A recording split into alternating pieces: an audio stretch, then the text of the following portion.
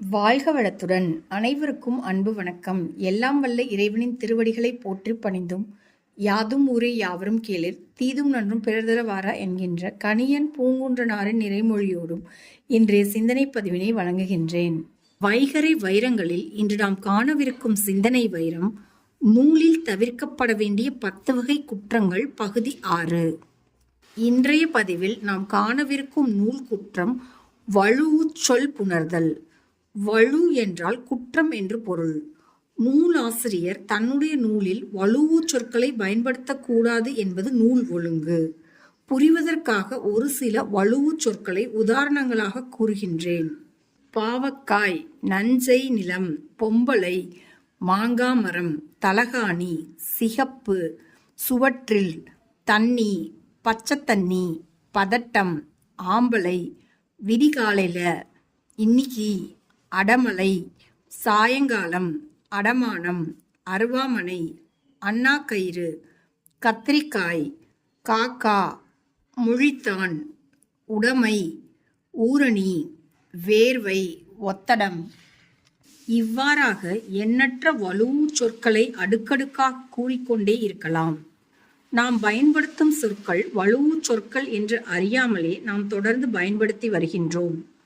வழுவு சொற்கள் மிக நீண்ட காலமாக நம் அன்றாட பயன்பாட்டில் இருந்து வருவதால் இதனை நாம் ஒரு குறையாக அல்லது குற்றமாக கருதுவது இல்லை.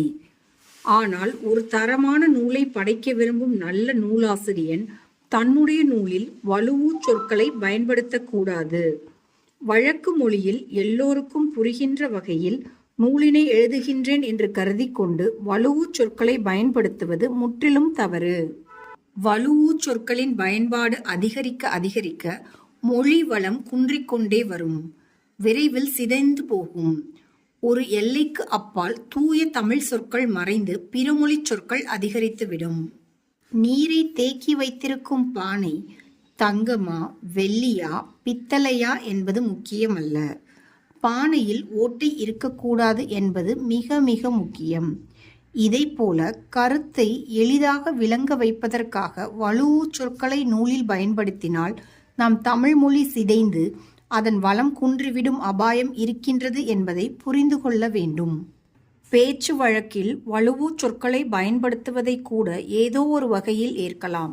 ஆனால் ஒரு நூலில் வழுவு சொற்கள் இடம்பெறவே கூடாது என்பதை நூலாசிரியர் கவனத்தில் கொள்ள வேண்டும்.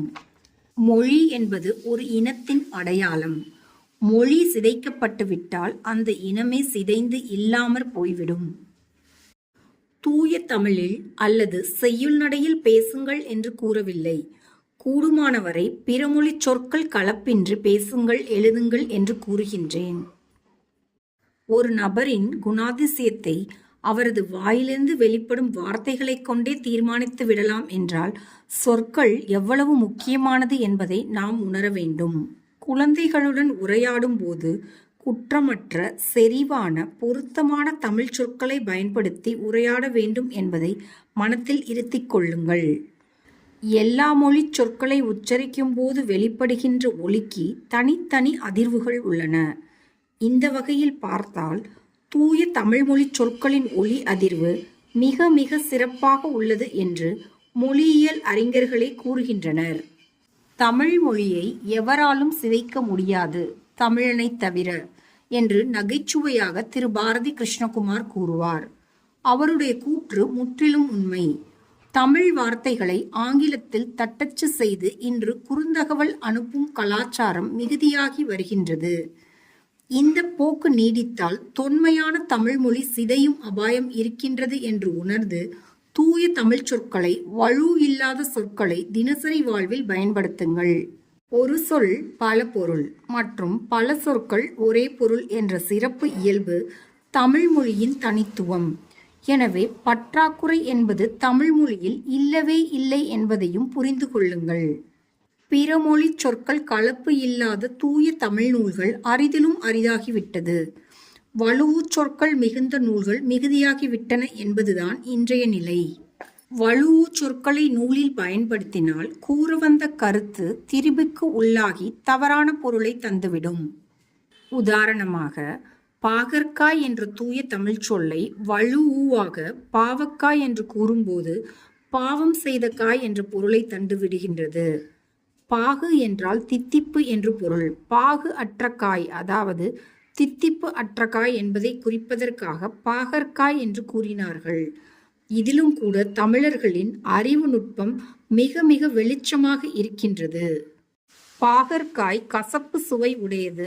ஆனால் கசப்புக்காய் என்று கூறாமல் பாகு அற்ற காய் என்று கூறியதன் மூலம் தமிழர்களின் சிந்தனை எவ்வளவு சிறப்புக்கு உரியது என்று எண்ணி பார்த்து நூலில் வழுவு சொற்களை நூலாசிரியர்கள் தவிர்ப்பது மிக முக்கியம் என்று உணர வேண்டும்.